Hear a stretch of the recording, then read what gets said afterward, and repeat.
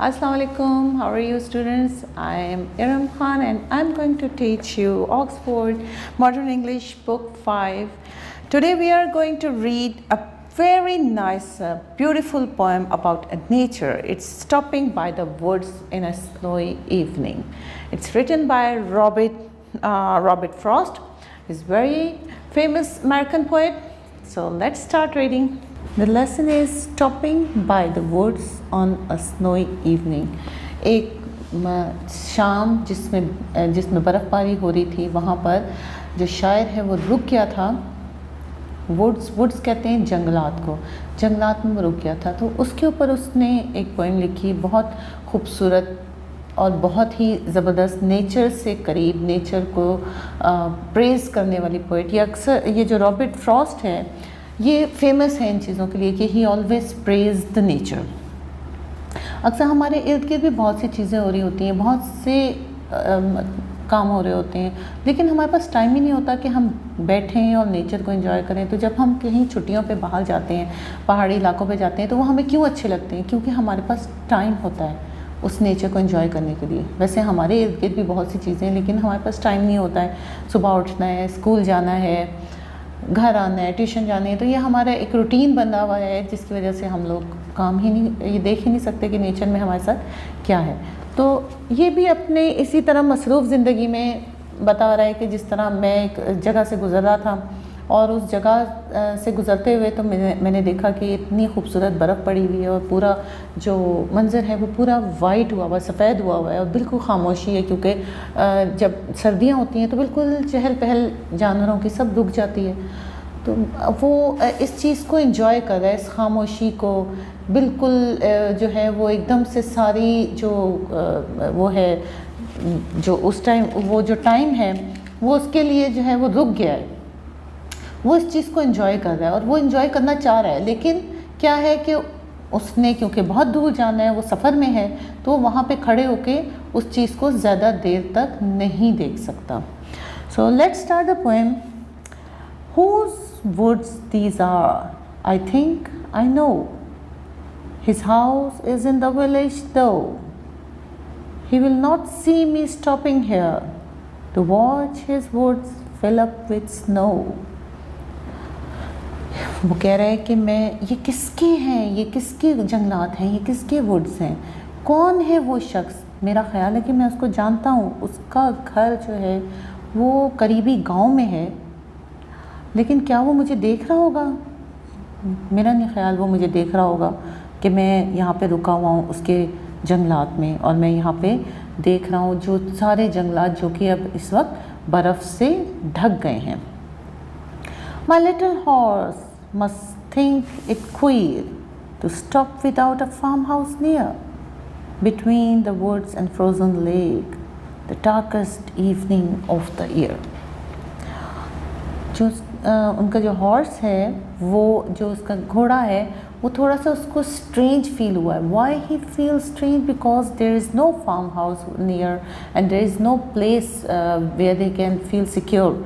So he is asking his by through his gestures, अपने जो gesture से पूछना चाह रहा है अपने मालिक से कि हाँ भाई यहाँ पे क्यों रुकी. और वो जो है अपने वो जो थोड़े से अपने आप को हिला के और अपने पाँव मार के वो इस तरह पूछना चाह रहा है कि मैं यहाँ पर जो ये जंगल है और बिल्कुल लेक जो है, जो वहाँ पे जो झील है वो बिल्कुल जम चुकी है क्योंकि वहाँ पे बर्फ़बारी हुई है, वो सारा कुछ जम गया और इतनी खामोशी है, ना यहाँ पे कोई शख्स है, ना यहाँ पे कोई जानवर है, तो यहाँ पे क्यों रुकें. The darkest evening of the year. Darkest evening से हमें पता लग रहा है कि ये दिसंबर का महीना है, क्योंकि दिसंबर में सबसे जो लंबी जो रात होती है वो 22 दिसंबर की होती है. तो इससे हमें ये पता लग रहा है कि ये दिसंबर की बात है और दिसंबर में 22 दिसंबर को ये सफ़र कर रहा था. He gives his heart's bell a shake. He asked if there is some mistake. The only other sounds the sweep of easy winds and downy flakes. Hearts कहते हैं लगाम को. उसने जो अपनी लगाम है और अपनी उसमें जो बेल बंधी हुई है, तो वो जब अपना सर हिला रहा है तो उससे वो मुझे जो है क्योंकि मैं रुक गया हूँ वहाँ पे, तो वो मुझे एक तरीके से मुझे होश कराने की या जगाने की कोशिश कर रहा है कि तुम यहाँ पे क्यों रुके हो, और ये मतलब अपने जेस्चर से पूछना चाह रहा है कि क्या ये हम लोग कहीं मिस्टेकनली कहीं रास्ता तो नहीं भूल गए, क्योंकि वहाँ पे कोई आवाज़ नहीं थी सिवाय इसके, इतनी पिन ड्रॉप साइलेंस थी कि वहाँ पे सिर्फ हवा चलने की आवाज़ आ रही थी, या फ्लेक्स डाउनी फ्लेक्स कहते हैं कि बिल्कुल जो बर्फ़ के बर्फ़ जब गिरती है तो वो बिल्कुल आवाज़ नहीं होती है उसकी, वो बिल्कुल हल्की हल्की सी बर्फ़ के जो फ्लेक्स हैं वो गिर रहे होते हैं। तो जहाँ जहाँ वो गिर रहे थे वहाँ पे हल्की हल्की कहीं कहीं आवाज़ें आ रही थी, लेकिन जो चीज़ आपस में टकराती थी तो आवाज़ आती थी, otherwise there was no other sound, it was pin drop silence over there. The wood are lovely dark and deep but I have promised to keep and miles to go before I sleep and miles to go before I sleep। जो woods हैं, जो जंगलात हैं, वो बेहद खूबसूरत लग रहे थे और वो बड़े डार्क और डीप लग रहे थे। मेरा दिल कर रहा था मैं उसके अंदर जाऊं, लेकिन मैं वहाँ नहीं जा सकता था। क्यों? क्योंकि आई हैव अ प्रॉमिस, हम लोगों ने मैंने प्रॉमिस किया हुआ है कि मैं अपने आप से किया होगा या जहाँ पे वो जा रहा होगा वहाँ पे किया होगा उसने कि मैं टाइमली पहुँच जाऊँगा, और टाइमली वो इसी तरह पहुँच सकता है जब वो लगातार सफ़र करे। और उसने बहुत दूर जाना था, सोने से पहले उसने कोई ऐसी सेफ़ जगह ढूंढनी थी अपने लिए जहाँ पर वो रात गुजार सके, तो वो यहाँ पर नहीं रुक सकता था। सो ही कंटिन्यूड हिज जर्नी। अच्छा, इससे हमें क्या पता लग रहा है कि उसका जो मोहब्बत है उसकी नेचर से, और उसकी एफिलिएशन है नेचर से, वो बहुत ज़्यादा है, और लेकिन वो उसको एंजॉय भी करना चाहता है, लेकिन वो लाइफ में दुनिया के कामों में इतना फंस गया है और इतनी चीज़ें उसके इर्द गिर्द घूम रही हैं कि वो इन चीज़ों को एंजॉय नहीं कर सकता। और ये हमारे साथ भी होता है, हम एंजॉय ही नहीं कर पाते। तो वो भी यही कहना चाह रहा है कि हम लोगों को चाहिए कि थोड़ी देर रुक के हम लोग नेचर को थोड़ी देर एंजॉय कर लें, क्योंकि ये टाइम होता है, कभी कभी हमें जो टाइम मिलता है हम उसमें नेचर को प्रेस करें या नेचर को एंजॉय करें। ये हमारा सबसे अच्छी चीज़ है कि हम लोग, क्योंकि ये फिर बार बार टाइम नहीं आता है। अच्छा, आज हमने इसमें क्या सीखना है? हमने इसमें सबसे पहले जो ये पोएम है इसके बारे में हम लोगों ने थोड़ा सा ये जाना है कि ये पोएम किसके बारे में है। इसमें हम लोग जो हैं वो मैं आपको वर्ड्स मीनिंग बताऊंगी, जो आप लोगों ने इसमें जो थोड़े से न्यू वर्ड्स आपने सीखे उसके मीनिंग्स मैं आपको बताऊंगी, और मैं आपको बताऊंगी कि सेंट्रल आइडिया आपने किस तरह किसी भी पोएम का सेंट्रल आइडिया कैसे लिखना है। So let's move to the board. Okay, stopping by the words in snow evening, it's a poem. इसमें जो हम लोगों ने न्यू वर्ड सीखे वो हैं सबसे पहले downy. Downy are the soft under feathers of a young bird. जो छोटे जो परिंदे होते हैं, बर्ड्स होते हैं, उनके ऊपर जो वो छोटे छोटे बारीक बारीक से नरम नरम से उनके फेदर्स आ रहे होते हैं, उनको कहते हैं डाउनी। क्वीर, क्वीर का मतलब होता है स्ट्रेंज, अजीब व गरीब। Flakes, small pieces of snow. जब बर्फ़बारी होती है तो वो छोटे छोटे नरम नरम से पीस जो बर्फ़ के गिरते हैं बर्फ़बारी, वो उसको कहते हैं फ्लेक्स। हॉर्न्स, हॉर्न्स कहते हैं leather belt to control the horse, लगाम जिसे हम कहते हैं। हॉर्न्स, लगाम, जो वो लेदर की बेल्ट होती है किसी भी जानवर को कंट्रोल करने के लिए। Downy, queer, flakes and horns, these are the new words in this poem. Okay, अब मैं आपको बताऊंगी central idea. What is a central idea? Basically किसी भी पोएम का या किसी भी स्टोरी का, मैंने जब आप लोगों को स्टोरी राइटिंग के लिए बताई थी तो मैंने आपको बताया था उसकी थीम होना ज़रूरी है। ठीक है, कि दिस स्टोरी किसके बारे में, उसका लेसन क्या है या उसके अंदर क्या आपकी स्टोरी है।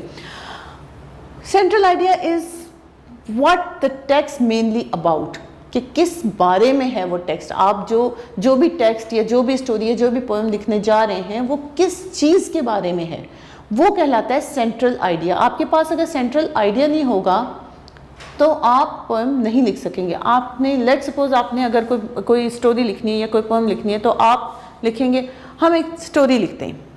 स्टोरी किसके बारे में होगी?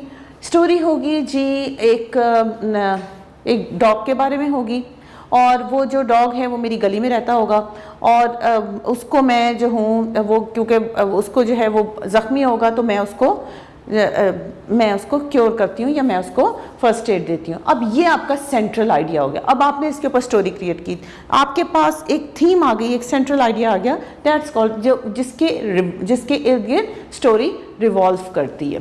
इसका सेंट्रल आइडिया क्या है? इसका सेंट्रल आइडिया ये है कि जो पोइट है वो एक वुड से, जंगलात से गुजर रहा था and he saw that wood was filled with snow and it looks very beautiful. He wanted to stay there but he can't stay and enjoy over there because he have to go a miles, he has to keep the promise and he has to go miles away before he sleep. This is the central idea on which the poem is based. एक दफ़ा और पढ़ लेते हैं। The poet is riding through beautiful woods filled up with snow. The poet realizes that the woods are lovely but he has no time to stay and enjoy. He has to go miles before he sleep. ये इसका central idea है। इसी poem को अगर हम elaborate करेंगे और इसको प्रोज की शक्ल में देंगे तो वो समरी कहलाएगी। मैं आपको आगे जाके नेक्स्ट पोएम में आप लोगों को समरी भी सिखाऊंगी, लेकिन Aahista Aahista step by step कि समरी के स्टेप्स क्या होते हैं। फ़िलहाल आप सेंट्रल आइडिया पे फोकस करें और कोई भी पोएम आप लें, कोई भी स्टोरी आप लें और उसका सेंट्रल आइडिया लिखें कि what is the central idea. सिर्फ एक या 2 से 3 लाइनों में होता है बस, इससे ज़्यादा लाइन्स में वो समरी आ जाती है। Central idea should be very small, ठीक है। 1 लाइन का भी हो सकता है, 2 लाइन्स का भी हो सकता है या 3 लाइन्स का मैक्सिमम, इससे ज़्यादा का नहीं होता, ठीक है। And thank you very much. Allah हाफिज़।